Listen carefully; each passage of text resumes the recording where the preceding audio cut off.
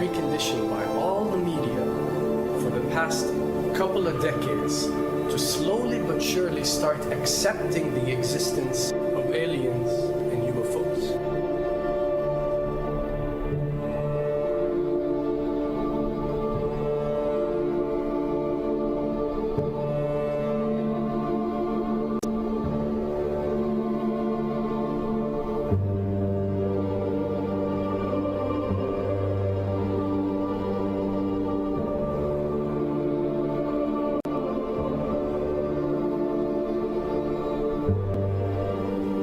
I can tell you right now that 99% of every UFO sighting that has ever taken place has actually not been an unidentified flying object, because this has always been military technologies.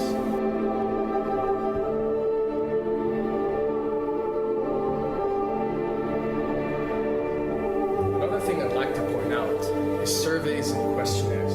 You know, we get surveys and questionnaires all the time, sent out by the state or by the government or by our rulers and our officials and so on and so forth.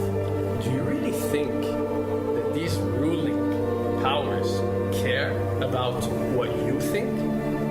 Do you really think that they're waiting to ask you and receive your answer before making a decision?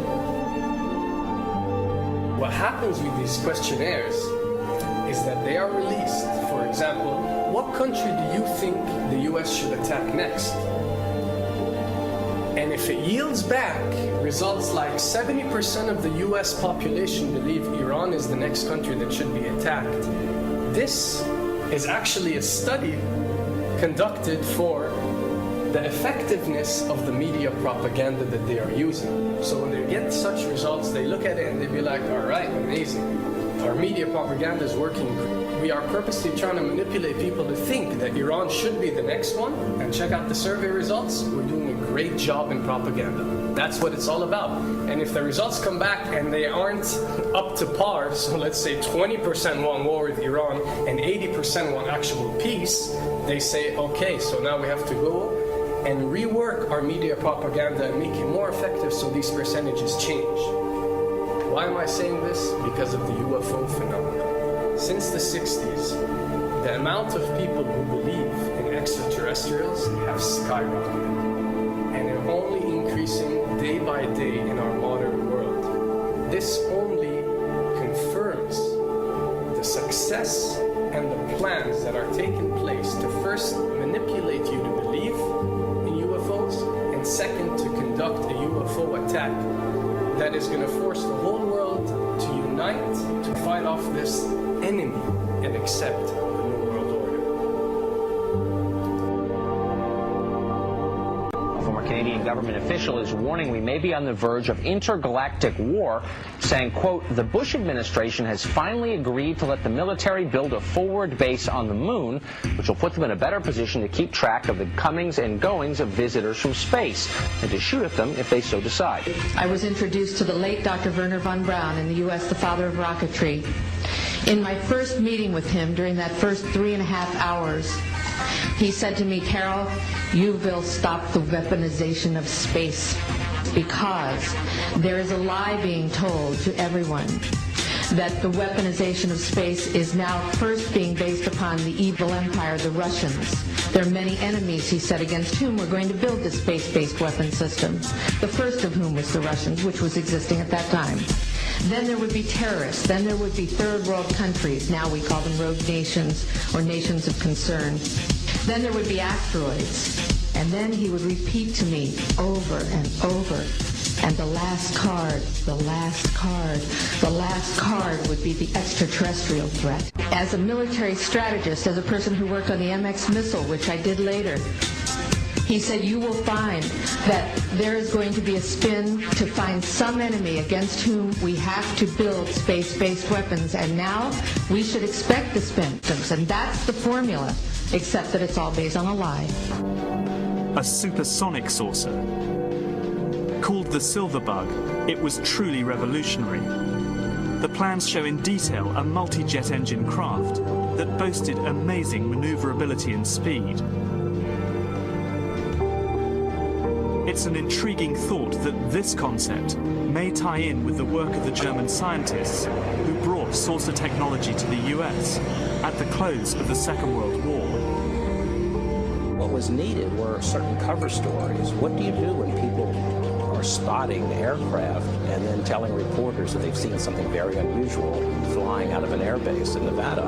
And frankly, this was the origin of a lot of the sightings that took place in the mid-50s, 1954, 55, 56, of unidentified flying objects, the UFOs. So the CIA was involved in encouraging people to believe that, yes, they saw UFOs, and the CIA and the military tried to be very helpful to reporters to get these stories out, to divert the attention of the country, and particularly the people in this region, about what they had actually seen. Mexican Air Force pilots capturing on videotape what are said to be 11, count them, 11 UFOs. The Mexican Air Force has released a video that some of you are going to find difficult to believe. A journalist says it shows images of UFOs tracking a Mexican military plane. So what's the truth about UFOs?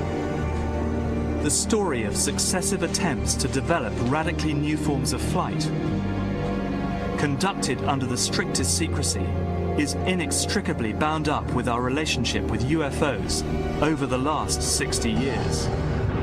Whether it's Allied pilots buzzed by strange balls of fire in 1942, or the Roswell incident 5 years later, there is a strong case to be made that secret military technology offers a convincing explanation for many UFO stories.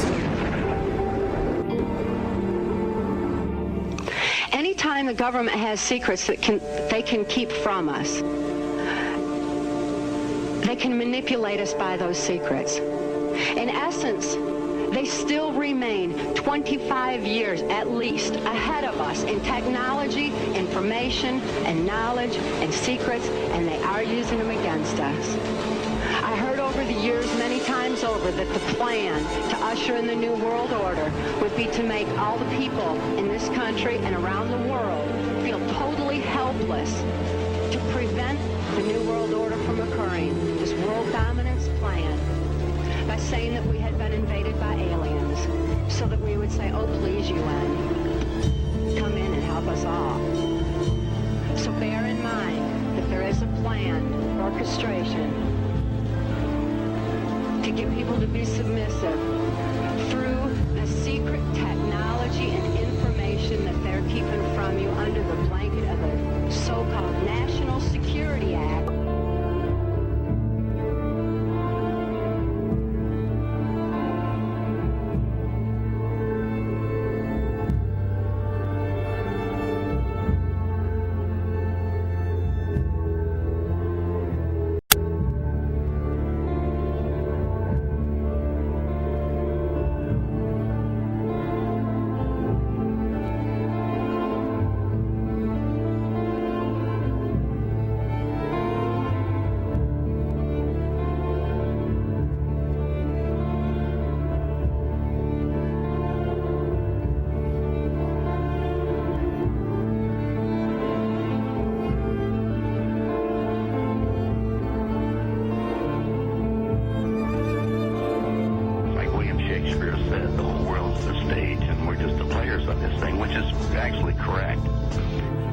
Perhaps we need some outside universal threat to make us recognize this common bound. I occasionally think how quickly our differences worldwide would vanish if we were facing an alien threat from outside this world.